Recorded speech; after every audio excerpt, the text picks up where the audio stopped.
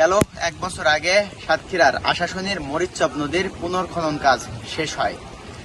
আজ 1 বছর পরে হামিদুল্লাহ তেতুলিয়ার যে মসজিদ, এই মসজিদের পাশ দিয়ে কয়েকটি স্থানে ভাঙন শুরু হয়েছে। তবে এই মসজিদ ভাঙছে আরো 4 দিন আগে। তবে শুধুমাত্র পানি উন্নয়ন বোর্ডের দায়িত্বহীনতার কারণে এখনো পর্যন্ত এখানে কোনো প্রকার কার্যক্রমের যে শুরু সেটি করা হয়নি।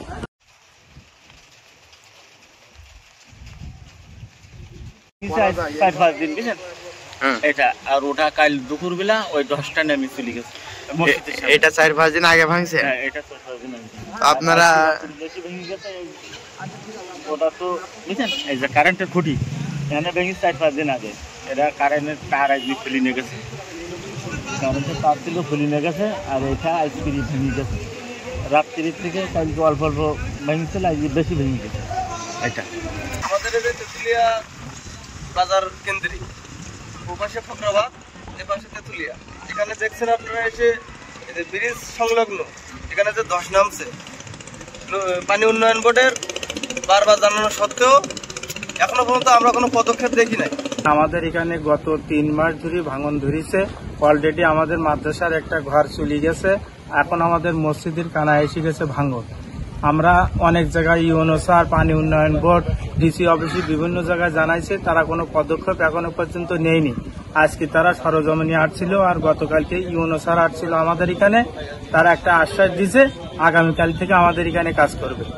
ডিসি সাহেব, তারপরে পানি উন্নয়ন বোর্ড 2 নম্বর, তারপরে আমাদের যে ইউনো সাহেব আগের থেকে যে উদ্যোগ নিত, তা এত করে আমাদের হতো না। এখন কয়েক লক্ষ টাকা ওটা চলে গেছে 2 দিনই।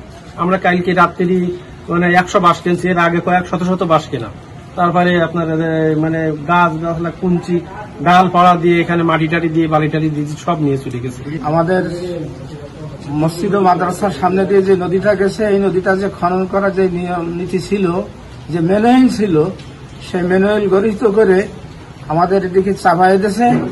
এই নদীটা আমি ছোটকালে দেখছি, আমার বাড়ি এখানে, আমি দেখছি ওইদিকে আরো সরানো ছিল, সে দক্ষিণ দিকে সরানো ছিল। সেটাকে মনে হয় এখানে কালো টাকার কাজ করেছে বলে আমাদের সন্দেহ হচ্ছে, যার কারণে আমরা এই জিনিসটা যেটা পূর্বকার ছিল তাছাড়া অন্যরকম দেখছি, রূপরেখাটা ভিন্ন দেখতেছি। যেটা আসলে নদী যেখানে ছিল না সেখানে বর্তমানে খননকৃত নদী দেখতেছি। এই জন্য আমাদের এখন এই পাড়ের যত বসত বাড়ি আছে সবাই ক্ষতির সম্মুখীন। এমনকি এই মসজিদটা নদীগর্ভে নিবন্ধিত হয়েছে কিছু দূর, এবং ওখানে কিছু একটা বিল্ডিংও বিলীন হয়ে গেছে, এবং খুব ক্ষতির ভিতরে তেতুলিয়া চর জামে মসজিদ ও মাদ্রাসা খুব আশঙ্কার ভিতরে রয়েছে। থাকবে কিনা এই নিয়ে অত্যন্ত আশঙ্কার ভিতরে রয়েছে।